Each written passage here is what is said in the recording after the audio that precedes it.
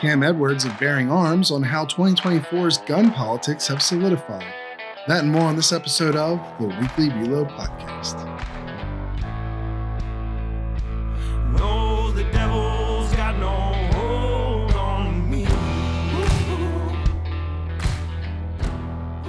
All right, welcome, ladies and gentlemen, to another episode of the Weekly Reload Podcast. I'm your host, Stephen Gutowski. I'm also a CNN contributor and the founder of thereload.com, where you can head over and sign up for our free newsletter today if you want to keep up to date with what's going on with guns in America. This week's episode is brought to you by The Dispatch, and I'll talk a little bit more about them at the end and tell you how to get a free 30-day trial over there. But first off, we are going to be talking about gun politics and perhaps the solidification of gun politics in this 2024 presidential election. To do that, I have one of my longtime friends and favorite writers out there, the editor of Bearing Arms, Cam Edwards, back on the show. Welcome back, Cam. It's always good to have you. It is always a pleasure to be here, Stephen. Thank you. And yeah, how have you been? I was on your show not that long ago, but we're doing a crossover back on my show. That's right. You know what? I've been doing okay. September has been much better than August. August was the suck of summer, as my wife calls it. But it's been a much better few weeks, at least personally. I don't know about politically as far as the Second Amendment goes, but I hope you're doing well too. Yes, I'm doing all right. About to head up to Pennsylvania to the farm for the weekend, so I'm looking forward to that. Nice.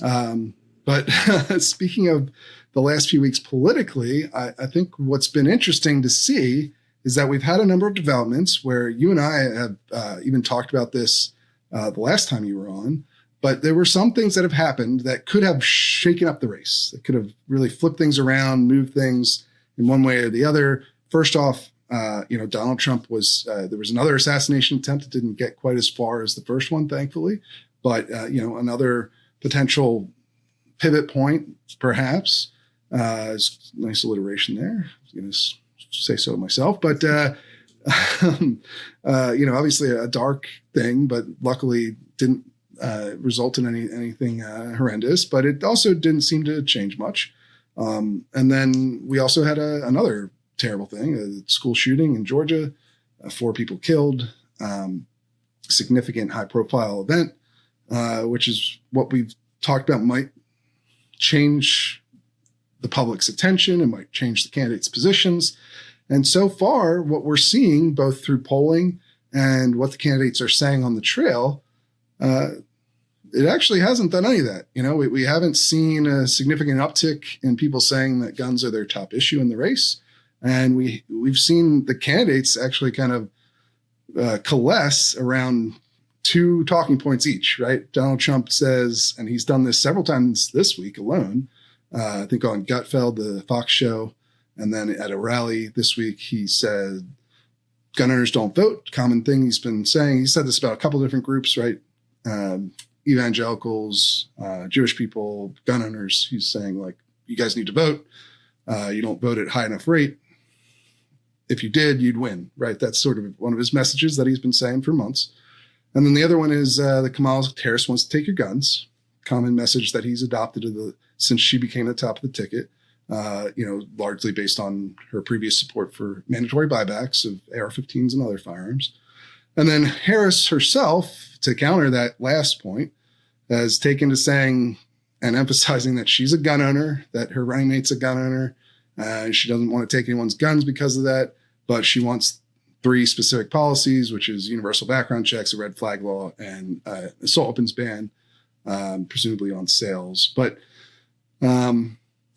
that's kind of where they're sticking to. And there have been ample opportunities, I think, to make a move if they had wanted to show that they're changing. Harris had a relatively long interview with the National Association of Black Journalists that were asking her about other policies. Maybe she did talk about less controversial things like mental health funding or community violence interruption programs, but she stuck to those 3 gun restriction policies that she has and hasn't moved. I don't know. What do you make of this? Do you think we're at where we're going to be for 2024? I mean, or is there change coming? I hope not, at least in terms of the way the candidates are talking about this. I want to see some change. But, I think it's pretty clear that the campaigns are doing what they want to do right now, right? And for Harris, well, let's talk about Trump for a second first. I think one of the things, and I don't like it, but I think Trump is sort of setting the table if he loses on who to blame, right? And so you're seeing this when he says, oh, evangelicals, you don't vote enough. Gun owners, you don't vote enough. I sort of see that as foreshadowing, right? If he doesn't win in November, who's he going to be lashing out at? And it's probably some of these same groups that he's saying don't vote in the numbers that they need to. Probably. Now, I think the last time I was on here, you and I were talking about the fact that there's actually research showing that gun owners tend to vote at a higher rate than non-gun owners. But I think it's also fair to say that, look, not every gun owner is a Second Amendment advocate. Certainly not every gun owner is a single issue voter, right?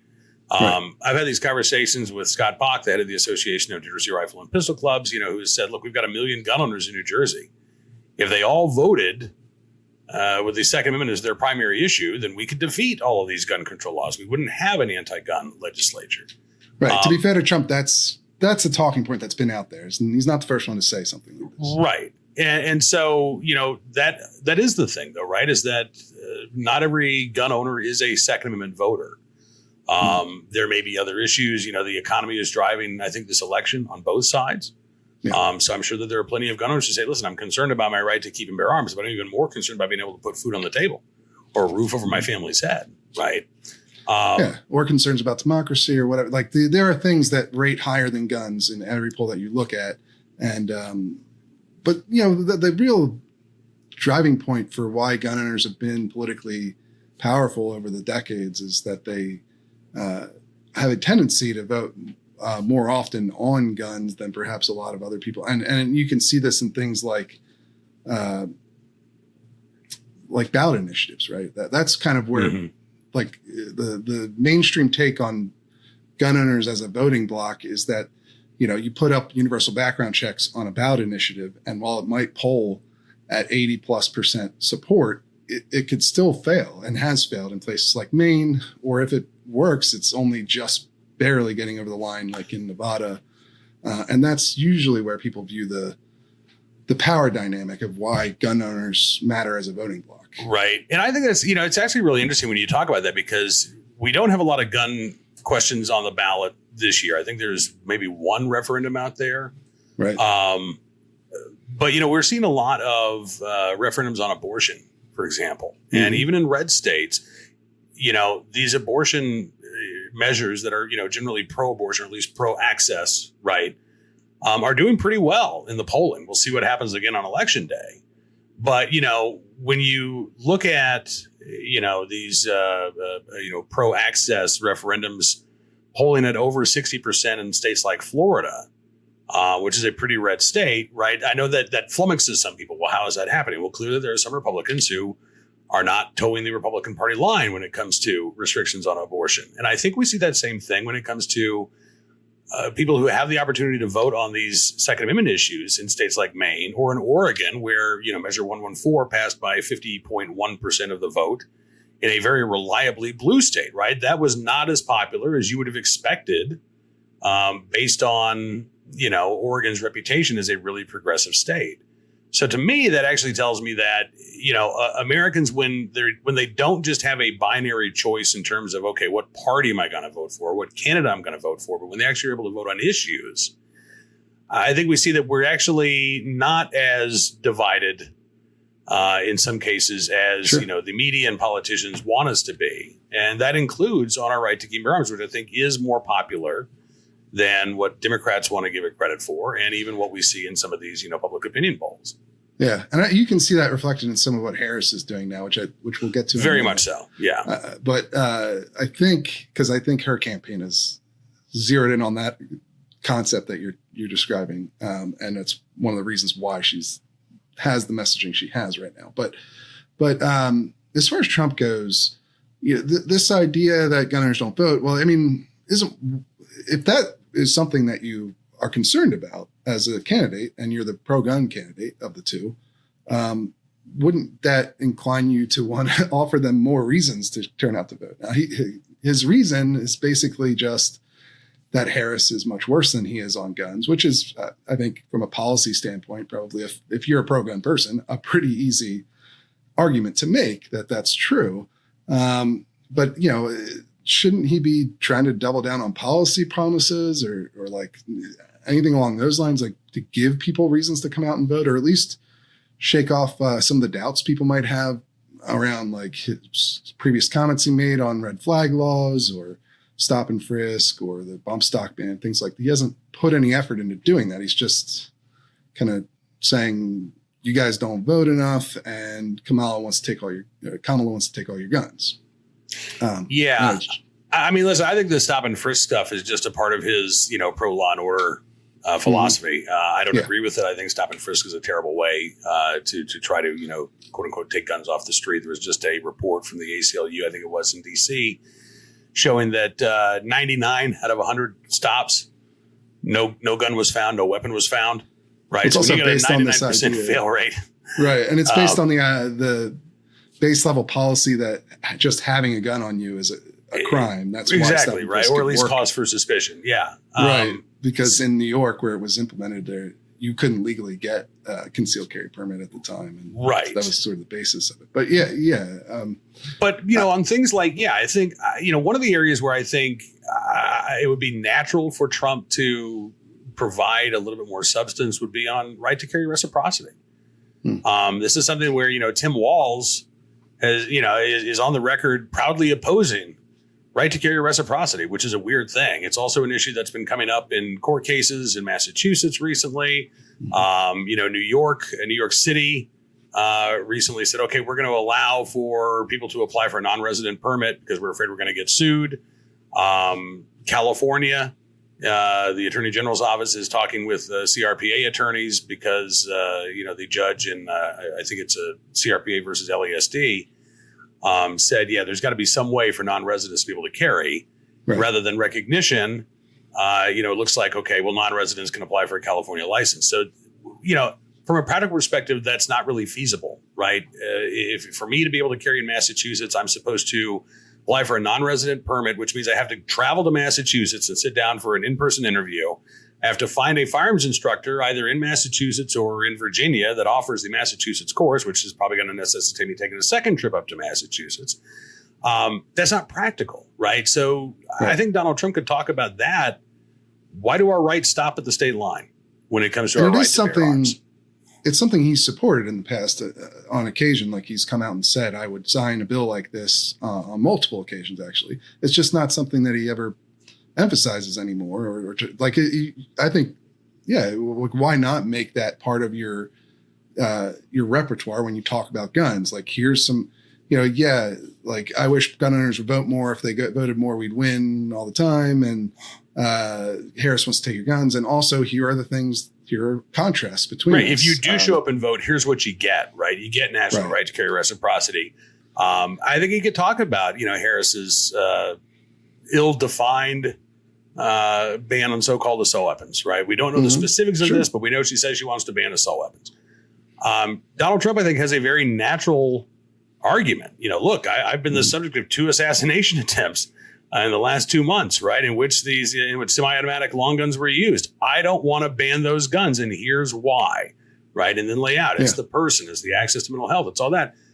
Right. But he's not doing that. And you know, this is I think Kamala Harris, again, it seems like voters, I think where Trump may be able to get away with it a little bit more than Kamala Harris is, Trump is a little bit more of a known quantity, right? He was president for 4 years. Now, Kamala Harris has been vice president for 4 years, but to be honest, most people don't pay attention to what the vice president does or says. Right. So, you know, she does have to sort of introduce herself. And I think voters are seeing her unwillingness to talk specifics a little bit more critically as they are when it comes to Donald Trump. And so I think this is a bit more of an issue for Kamala Harris. But like you, I think that this is a strategic decision by both the Trump and Harris campaigns to sort of remain as generalized as possible so they don't alienate any potential independent voters out there, right? It's all about addition, not subtraction. And the more specific you get, the more likely it is you're going to tick off a voter and they're going to say, well, I don't like that, so I'm not going to vote for you. Probably. And it is interesting. You made that distinction earlier between gun owners and gun voters. And I always say there's like 3 levels to it. And there's a distinction between gun voters and gun rights activists. And I think that Trump also has a bit of an advantage with your average gun voter, somebody who might take this into consideration, who's pro-gun but isn't, super into it like an activist would be.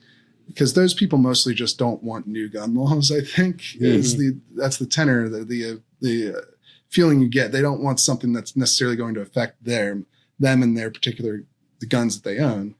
And so they, I think, are willing to give Trump a benefit of the doubt just on the fact that they hear what Harris has said in the past about what she wants to do.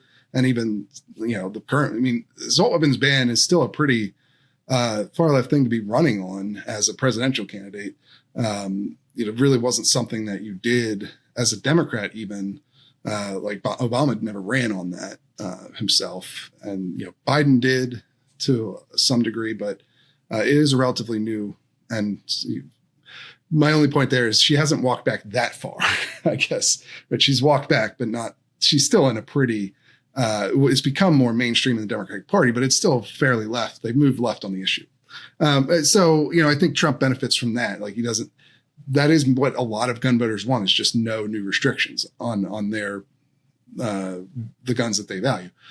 But at the same time, Trump's been a little bit of an enigma, I think, in the last couple of weeks here, because, when we talked last time, I brought up the concern that he might move to soften his position on guns even further, maybe adopt some more moderate gun control proposals as part of his campaign if the polls tighten enough. You had a pretty interesting argument, which is that maybe he'll get more into backing gun rights as part of his campaign if the polls tighten. And we've seen the polls have tightened. He even got shot over that period. And instead of doing either one of those things, he's just kind of stayed the course to what they've been doing since the RNC. It's kind of fascinating just to watch. Like, I don't know. What do you make of that? He hasn't really moved one way or the other. Yeah, I would love to be a fly on the wall for some of these campaign strategy meetings, because I think that's where a lot of these decisions are being made. And I think that they're probably looking at the top issues, right?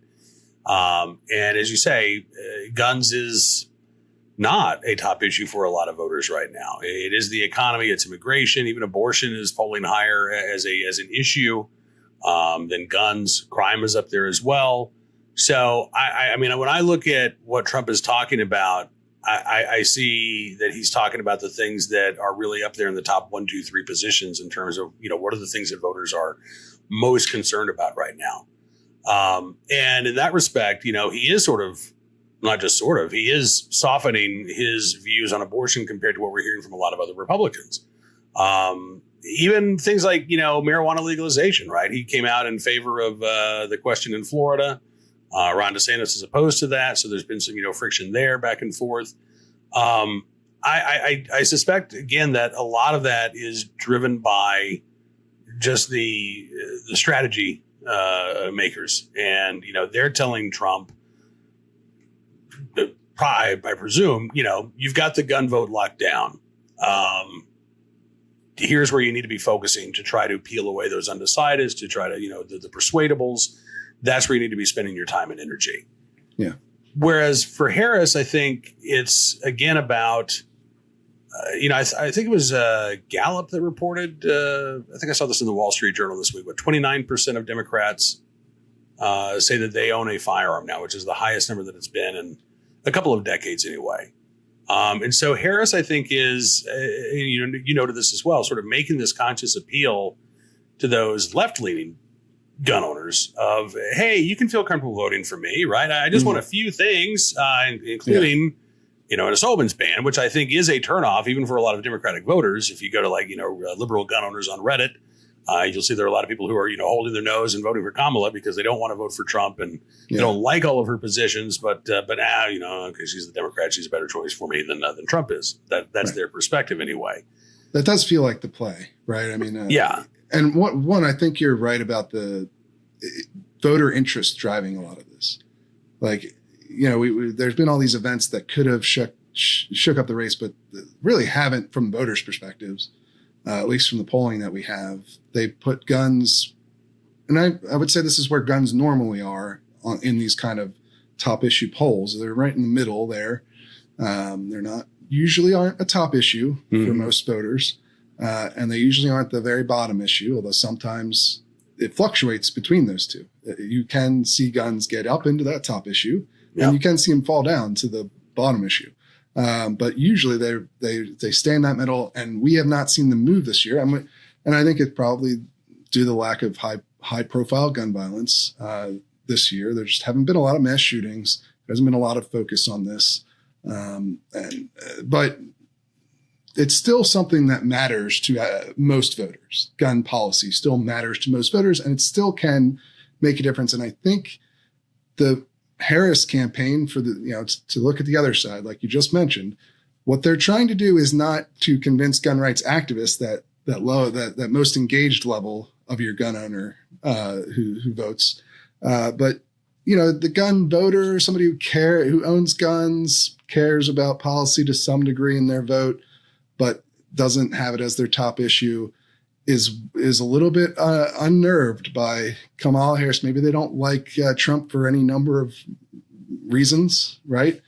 But they look at Harris and they hear about her previous positions on mandatory buybacks or this new clip that came up from 2007 where she was talking about going into people's homes, lawful gun owners' homes, to inspect their gun storage practices in San Francisco. The micro stamping stuff, the opposition to Heller. There's a lot of stuff in her background that is very much further left than your mainstream Democrat gun owner. And it feels like she, emphasizing her own gun ownership, telling Oprah she's going to shoot somebody who broke into her house would get shot, right, whether by her or someone else, jokingly, but still, like, she's trying to show them, hey, I'm like you. Don't worry about me. I'm not going to take your guns. Yeah. Is that the feeling you get from it? Yeah. And again, I think it is a very conscientious effort to do that. I didn't watch the entire Oprah event. I haven't watched Oprah in its entirety since I was a master control operator in Fort Smith, Arkansas back in the late 1990s. And I was forced to sit there when Oprah was on the air because I had to punch the button to make the computer, make the commercials run. But I did watch the setup. I watched a couple of minutes before she made that comment.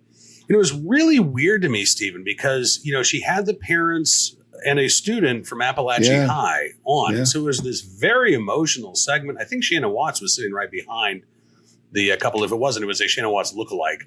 And, there were tears in the eyes of the audience. And then Oprah talked about, I didn't know you were a gun owner. Wait, come on, right. Really? And that's when, I think most people didn't know that.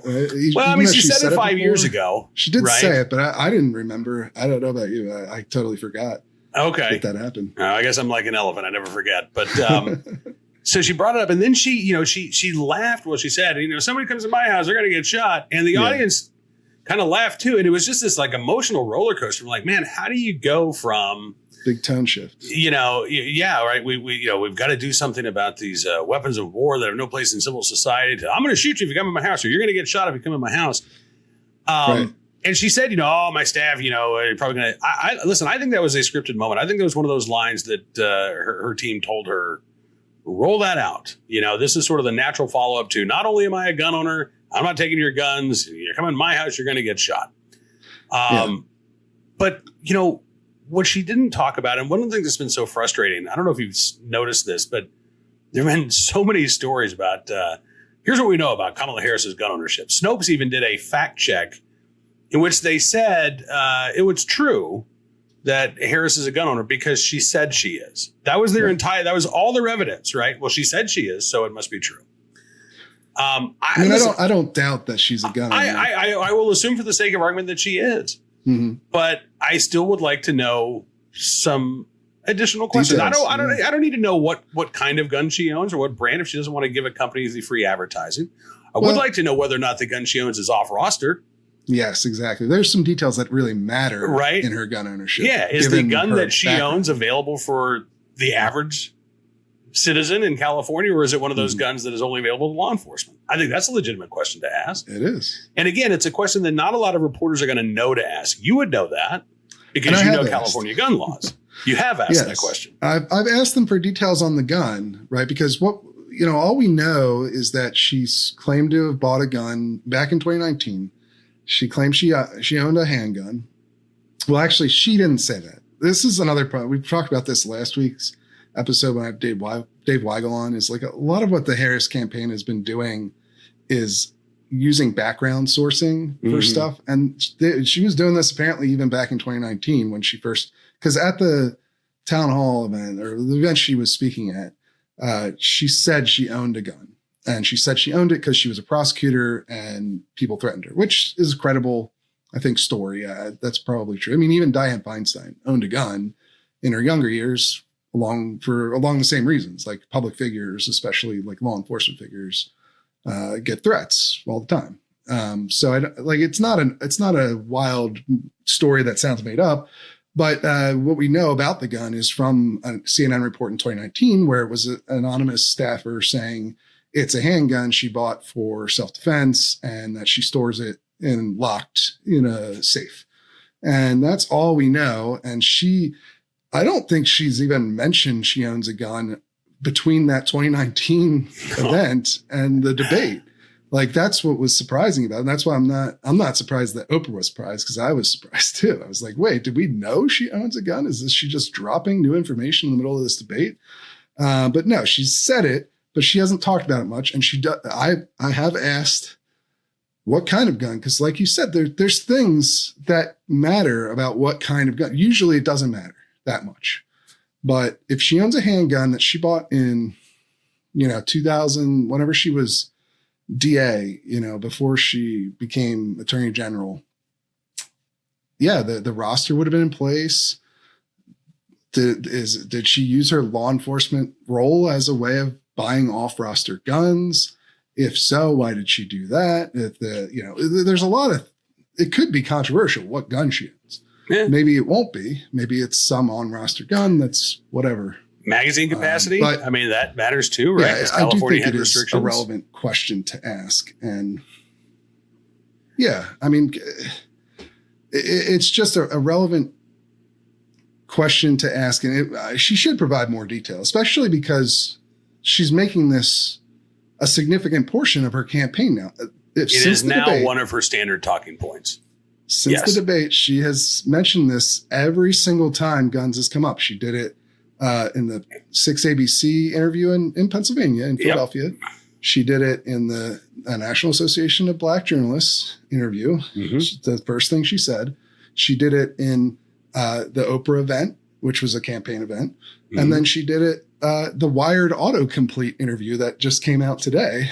You probably haven't seen it yet, but she did it there again. And it's the same talking point. It's very scripted. It is exactly the same talking point. Yeah. I mean, the same verbiage, which again is not, listen, I'm not saying that she's not a gun owner, but she doesn't. She only wants to talk about one aspect of it. She doesn't want to give you full details. Yeah. And so she's using that as a talking point as opposed to, you ask most people why they bought a firearm. That's actually one of my favorite questions to ask. How did you become a gun owner, right? Because to me, there's always an interesting story, whether it was, I grew up around guns or I had this experience in my life that made me want to be able to protect myself. As a journalist, that's one of my favorite questions to ask people. And as you say, this is just a talking point, right? It's the same thing. Tim Walz and I are both gun owners. We're not interested in taking everybody's guns away. I own a gun as a prosecutor because I've seen, and at the same time, I support the Second Amendment, but I also support the bans on assault weapons.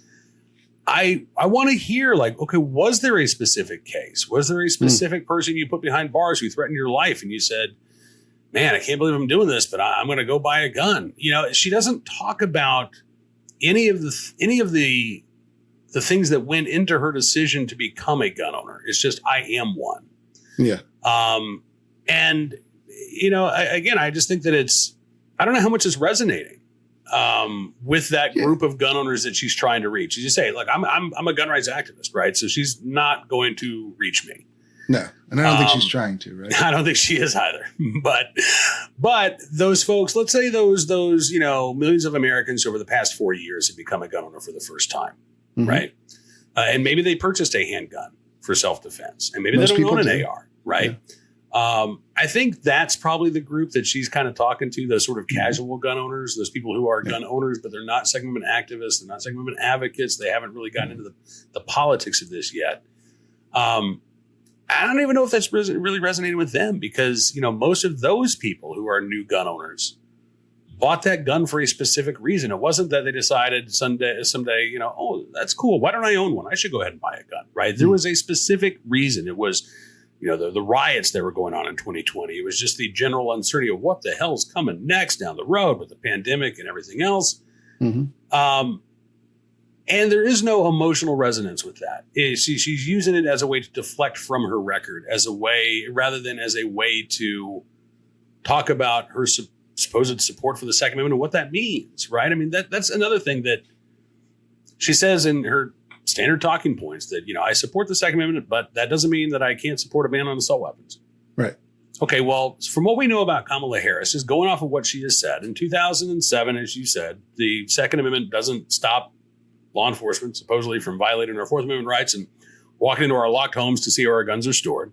That's not a violation of our rights, according to Kamala Harris, circa 2007. 2008, the amicus brief that she and other district attorneys filed, the Second Amendment didn't support an individual right to keep and bear arms, right? The Second Amendment was all about bearing arms in service of a militia. So DC's handgun ban should be upheld. It should be fine for localities or states or even the federal government to ban whatever guns they want, whatever guns they can get away with. That's not going to violate our Second Amendment rights. She's not officially walked back either of those statements. I mean, I've never heard, not to my knowledge, I've never heard her say, you know what, I was wrong then. And here's when I figured out I was wrong, right? 2022, after Bruin came out, she said that the Bruin decision defied common sense in the Constitution. So apparently, Kamala Harris, as recently as 2 years ago, did not believe that the right to keep and bear arms actually protected a right of the people to bear arms. That was a right that could be subject to you having to prove to the state that you had a legitimate need or good cause to exercise that right before you could do so. So when she says, I'm a Second Amendment supporter, I want a reporter, or a Second Amendment supporter, I want one of these journalists who have the rare honor of getting to interview her to say, stop right there and tell me what that means to you. What does the Second Amendment mean to you? What does it protect? And what doesn't it protect? Yeah. Because otherwise, there's just a meaningless phrase, right? I'm a Second Amendment supporter. Yeah, and I agree with you. I would like to see her talk about this in much more detail. I would love to have her on the show. I was going to say, I think she should sit down with you and Jennifer Massey on CNN. I think it'd be great. But, That would be fantastic. And look, I reach out to her campaign, and we've gotten response before, but not all the time. They're very selective in what they want to talk about and what they don't want to talk about, clearly. And so is every campaign, but maybe particularly this campaign. But I am interested, though, in this isn't a new tactic. This is a pretty common argument that Democrats have made over the years. Joe Biden did the same basic argument for years himself, right? He owns shotguns, and there's all, stick the double-barreled shotgun out the window and shoot. It's not a new thing to say that you're for the Second Amendment, but you support common sense gun reforms. This is a well-worn tactic. I do wonder, though, if it might be more successful for her because of the circumstances that she bought that gun in and the kind of gun it is. Because usually Tim Walz, Joe Biden, they focus on shotguns for hunting, maybe a bolt action rifle or something. And while that is a significant part of American gun owning heritage, it's not why most people buy guns. It's not the kind of guns most people buy. Most people buy handguns for self-defense. And so now you have Harris set up in a situation where she bought a handgun for self-defense. And that may resonate more, especially with some of those gun owners you're talking about, which I think are the ones she's trying to reach, who tend to be, over the pandemic period, that surge in gun ownership and new gun ownership was people who tended to be more minorities than normal and more women than normal. They're a greater percentage of gun owners now. So I think that is who she's trying to go after with these kind of comments. My only thought, though, to your point, is this seems like a pretty good, a better, at least, fit for that kind of argument, given her actual, what she says she owns this gun for and what kind of gun it was. However, she hasn't, when she talks about it, I would say that this is where I agree with you more. When she's talked about it, it comes across as pretty canned, right? Because she kind of says the exact same line every single time she's talked about this. Other than if you come into my house, you're going to get shot line was one of the only times where I feel like she's actually ad-libbed a little bit on this and added some even humor in there. And probably one of the reasons it went a bit more viral than all the other times she's now said this.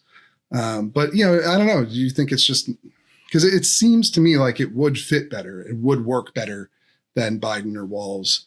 And I mean, again, if you ignore everything else that she said over the years, maybe so, right? And of course, she's ignoring everything else that she said over the years. Yeah. Maybe that does resonate a little bit more, which again, I think is another reason why Trump should be talking more about gun issues and even Harris. He could talk about his own gun ownership too, right? Like he doesn't talk about his guns. He's now, yeah, he can't. Well, he doesn't have it anymore. It might be kind of a right. It might be kind of a sensitive topic after the felony conviction.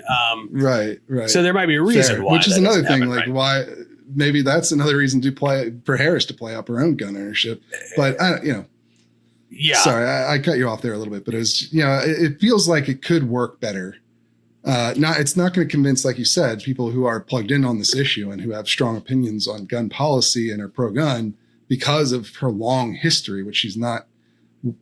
Even the stuff she's walked back, like the mandatory buyback, she doesn't say it was the wrong policy or anything. She just says she's not going to push for it, or her campaign. I was going to say, she doesn't even say anything about it. Her campaign, right? As you said, that's part of that strategy of using the unnamed sources within the campaign so that she doesn't actually have to address these things herself. And they're very mild walkbacks at best. But as far as like of this line that Democrats have grown accustomed to using about their own gun ownership in the context of gun policy, it seems like she's a better fit than a lot of other Democrats, but I don't know that she's pulling it off very well, even still. I don't know how well she's pulling it off. I guess we'll see in November. But I think it is a strategic decision. And, I think that her supporters at Everytown and Moms Demand Action and Brady and Giffords are complicit in this. Stephen, have you ever seen any of the gun control groups applaud a woman's decision to own a firearm for self-defense? Their talking point, their standard talking point is, listen, owning a gun for self-defense puts you more at risk, right? You are more dangerous when you introduce a gun into the home. Mm-hmm. So I would have expected that we would have seen, if this were a Republican candidate, if Kamala were running as a conservative, there'd probably be some press releases from these gun control groups saying, statistics show, right, you're umpteen times more likely to hurt yourself or somebody else if you have a gun in the home. They're not going to chide Kamala Harris for those comments. They're not going to walk back their support for Kamala Harris because she's talking about how she's a gun owner. If anybody comes in her house, they're going to get shot. Which to me, again, just shows that it's more evidence that this is just a campaign strategy. It's a campaign talking point. This is not meant to be the jumping off point for a serious policy discussion about gun ownership or the right to keep arms or anything of that nature, right? And the gun control groups are going to hold their nose, they're going to avert their eyes, just like I guess, maybe some Second Amendment groups are doing when it comes to Trump and his, past support for a bump stock ban, things of that nature, right? Sure.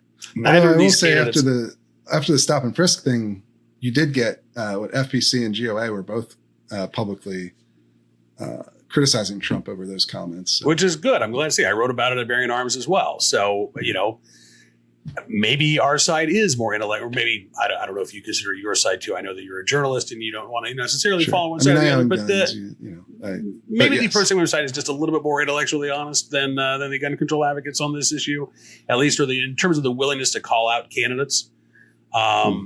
Because, I think the truth is that, neither candidate is exactly what either the Second Amendment groups or the gun control groups want. Although Kamala Harris is probably a lot closer to what the gun control advocates would like to see, right? She is basically towing the party line on most of these issues to one degree or another, right? And she's allowed, again, to get away with not being specific. And they're not calling her out on her lack of specificity because I think they're happy They'll know. I think they understand that, if she's elected president and the votes are there in Congress to pass a ban on so-called assault weapons, should sign whatever it gets to her desk, right? Whether it's a, Feinstein style features based ban, whether it's Martin Heinrich's Go safe. The Go Safe, gas operated, the gas semi-automatic right, firearms, which more broadly defines "quote unquote" assault weapons as basically all gas operated semi-automatic long guns. Yeah. Maybe the details don't matter to Kamala Harris, right? Maybe that's you just give me a gun ban and I'll sign it, whatever that means, right? Again, it would be nice if there was an actual just substantive discussion about these things. But getting back to your question about have the campaigns sort of solidified where they are, I think they have, and I don't know that we're gonna get a serious policy discussion unless when Kamala Harris sits down for one of these interviews, the interviewer really holds her feet to the fire and doesn't let her get away with that. We saw a little bit of that at the NABG, as you say, with the handgun question. She tried to immediately start out talking about her, support for a ban on assault weapons, and yeah, but we're talking about handguns, right? I know how you feel about assault weapons, but we're talking about handguns. I think there needs to be more of that, and I don't know how much more we're going to see. Yeah, well, I think that's a pretty good summation of things. One last question for you here before we go. Do you think that the way Harris has been talking about her gun ownership, and even this joke about someone breaking into her house is going to get shot? Now, obviously, she's currently the vice president, has Secret Service protection. So, yeah, she wouldn't have to necessarily have to do the one shooting. But I think the joke was, a general joke about, don't break into my house. I have a gun, which probably resonates with lots of Americans, even ones that don't own guns. Does it say anything about like the Overton window on handgun ownership, that she's emphasizing these things, especially given her own background on gun politics? Is that something to take away from it in your mind? I think absolutely. It shows how much the shift has been in favor of gun owners, right? I'm trying to think back, in the 1970s when you had the Coalition National Council to ban handguns. I can't imagine George McGovern saying, you break into my house, you're going to get shot with a handgun, right? Or Jimmy Carter for that matter. I think at that point, the gun control lobby saw a ban on handguns as achievable, and not just 3 or 4 decades down the line, but that was something that they really believed, okay, in 10 years, we can have a national ban on handguns, right? And they had the vote that failed in Massachusetts in 76. They had the following year, or actually same year, DC passed their local ban on handguns. Chicago followed suit in 81 or 82. But that was, I think a much more achievable goal for them at the time. Now, in the NABG journalist, I can't remember who asked that question. NPR's Mosley, I believe, is her last name. So what was interesting is, Kamala Harris says, okay, if we ban assault weapons, we can stop school shootings. That's basically what she implied when she was talking to Oprah Winfrey on Thursday. Sure. It doesn't have to be this way. We can stop these things. Oh, yeah. And what did she say? Ban assault weapons. Well, we know that handguns are used in the vast majority of crimes in which a gun is used. In fact, according to the Secret Service report from 2019, handguns were used twice as frequently as long guns in school shootings. So why isn't Kamala Harris talking about banning handguns? I know that the Heller decision says we can't, but so what, right? She wants to replace the Supreme Court majority. She's complained about the justices that ruled in Dobbs. So why isn't she complaining about the justices that ruled in Heller or McDonald or Bruen? And I think the answer is because, again, that would be disadvantageous to her politically. That would cost her more votes than it would get. So, yeah, I think the Overton window has definitely changed from what it was 20 years ago, 30 years ago. And it's certainly going back to the late 1960s, early 1970s. And it has changed in a way that has benefited gun owners. And I think you can also look at the fact that, violent crime trending back down, which, by the way, it's interesting. She's not talking much about that anymore either, right? She seems to have a hard time.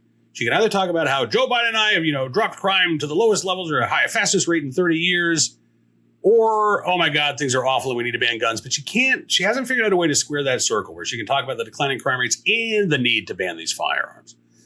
But I think that, violent crime is still roughly about half what it was at its peak in the early 1990s. Oh, yeah. And there was Especially a sort murder. of plateau, right? From the late 60s, early 70s up until 1991 when crime started to drop.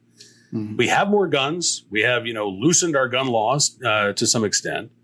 And violent crime is not the concern that it was a few decades ago. So I think the overturn window has shifted. I suspect that it is a long-term shift, that there's not going to be, a single news story or some event in American society that's going to, cause Americans to flip on a dime and say, oh, we got to ban handguns. But I still think it is the long-term goal of these gun control groups to either prohibit the lawful ownership of firearms or to make it so legally and culturally untenable that there is a massive reduction in the number of legal gun owners in this country. And eventually, maybe it's only the folks like Kamala Harris who have special dispensation based on their position, to get a concealed carry license or to get a gun that's not available to the rest of us. And maybe that's what the Second Amendment looks like to them. Well, we got very broad there at the end, but yeah, I mean, to me, I think you can look at what Kamala Harris is doing, what Kamala is trying to attempt with her messaging on this issue now. And I think it's very noticeable that she really wants to emphasize her own gun ownership and that she would use it for self-defense, and that whether or not you think that is going to work as a political tactic, it does say, I think, something about the macro environment that we're in that is positive for people who are pro-gun.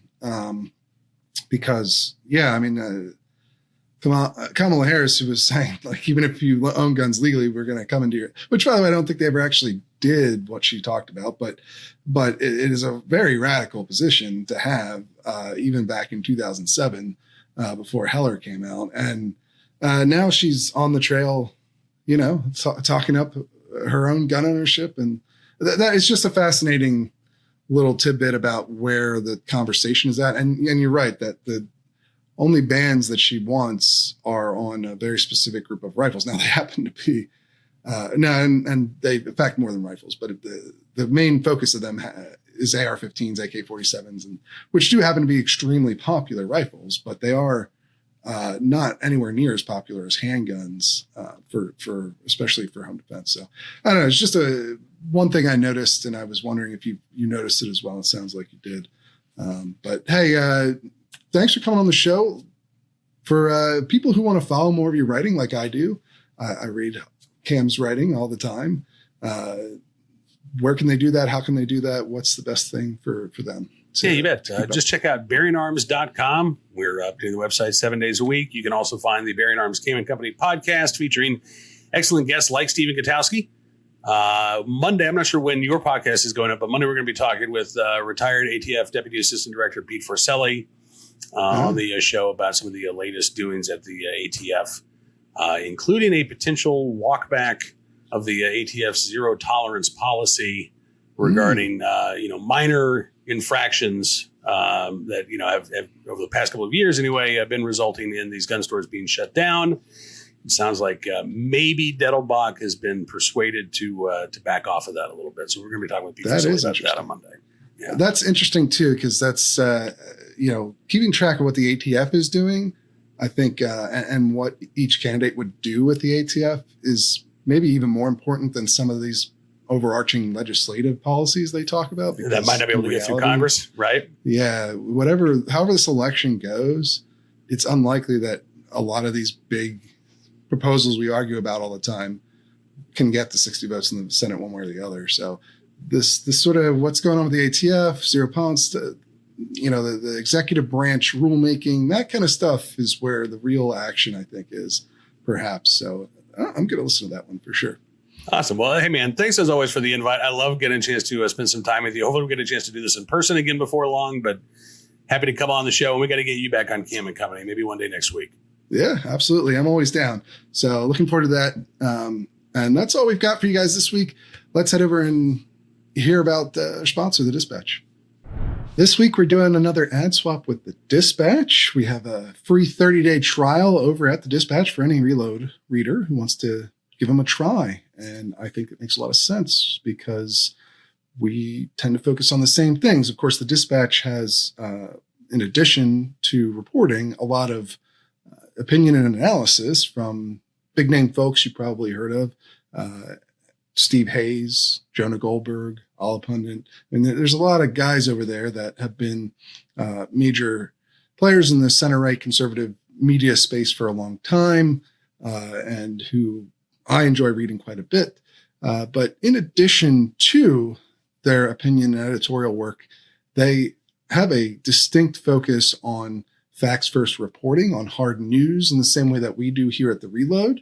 And I think that if you like the reporting we do, if you like our approach, you will probably enjoy the Dispatch and their approach. And they're an even bigger publication than we are, with more resources, with a wider view, of course, of politics. They go into a lot more areas than we do. And so I think they're just a really good resource, and you should check them out. Sign up for that 30-day free trial. Give it a try. Been a paying member since they were founded, and I highly recommend them. So head over to The Dispatch today to check out what they have to offer. We have a link, of course, in the description and on our website to the 30-day free trial. So give it a try. See what you like.